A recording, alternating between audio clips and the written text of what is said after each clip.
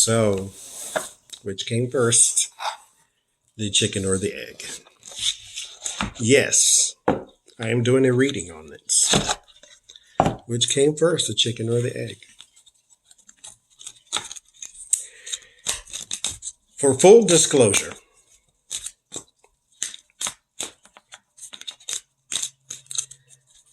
I am not a person who believes in human evolution from apes, but I do believe in evolution.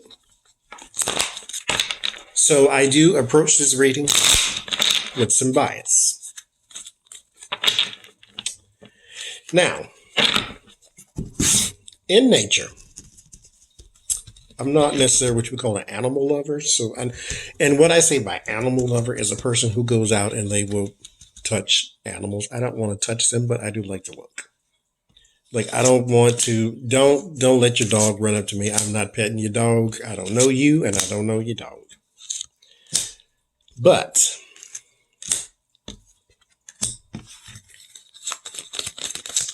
which came first, the chicken or the egg? In nature exists an instinct. And I think human beings have sort of dulled their instinct and traded it for logic. I believe that humans, being that we are 98% identical to chimpanzees, DNA-wise, I believe that there is a species of chimpanzees and a species of human that grew. One was always human. It was never an ape. It just looked that way. Neanderthals, they just looked like apes, but they were never apes. They were humans. And I believe that humans do evolve. They just evolved from early prehistoric humans. They didn't evolve from apes, because we still have apes today that show no signs of changing into us. Meanwhile, if they did, then Donald Trump would probably deport them, and then we have a whole nother thing. Anyway, so in nature exists the sea turtle. The sea turtle travels miles just to lay eggs. We have sea turtles here in Florida. They are pretty much protected, like protected from people and wildlife, which is, kind of, I guess, interfering with nature. But then again, it's a sea turtle. Don't let them kill the sea turtle. So the sea turtle comes from miles away just to lay eggs. It digs the hole with its back flippers, drops the eggs. She goes off back into the water. The sea turtles have an instinct. Like I said, humans have given up their instincts in exchange for logic. A lot of us still have them, but a lot of us do not. That's why common sense is not common. So the turtle comes out of the sand, and its instinct says, go for the water. So there's an instinct to it. It has the ability to already do what it needs to do. There is a gazelle. Gazelle is like an antelope type creature. If you've never seen one, Google it. Gazelle. Now, when they're born, they also have an instinct. Cheetahs are the fastest land animal or land mammal. And so they hunt gazelle because gazelles are very agile. They're not really prime prey for lions because lions have a hard time catching them. They go more for the wildebeest and the zebra, who are more harder for cheetahs to take down because they're bigger than them. And they have more strength than they do. So the gazelle is a primary target for cheetahs, and which they cannot outrun. They can outmaneuver, possibly. If you ever watched a cheetah chase, they do this. They dart in and out. But the cheetahs have the big long tail, which is like a rudder, so it steers them while they run at 70 miles an hour. And so they can catch pretty much anything. So the baby gazelle, when it's born, does not try to outrun a cheetah because it knows that it can't. Instinct. So I watched once, within minutes of a gazelle being born, the mother ran off because the cheetah was approaching, because it was trying to investigate the newborn.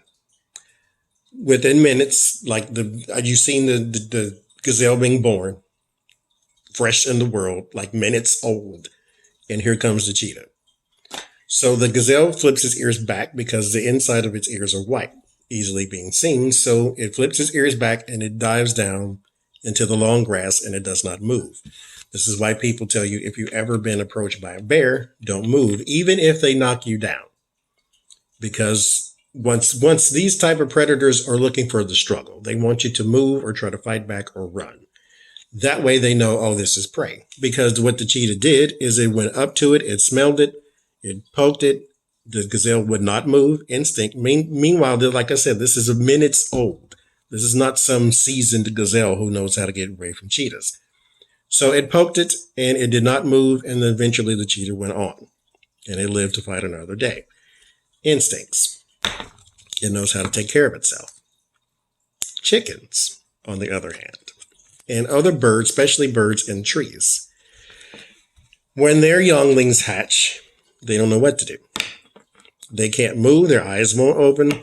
They can't find their own food. They cannot fend for themselves. So I've always thought the chicken came first. How does the baby chicken take care of itself? How does it grow into an adult? Now, how did the big chicken get here? I don't know. Maybe God made it. Maybe it was from some stowaway planet. I don't know. I'm not trying to go into where it came from. I'm just saying it came first. So let's see. 10 of Pentacles. This is completion. The 10s are completion. It even looks like an egg. So this is completion. The chicken. 9 of Swords.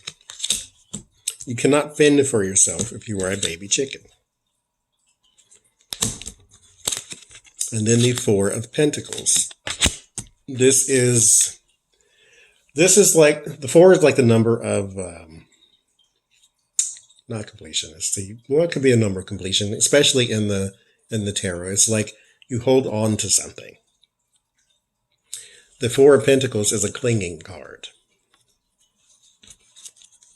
So there's the Princess of Cups, is the Page of Cups. So this is like the emotions. And then there's the Knight of Wands. This is the actions. So around a chicken would be the clinging and the worry for the young ones. Primary responsibility of them. This is the 3 of Swords. Chicken came first.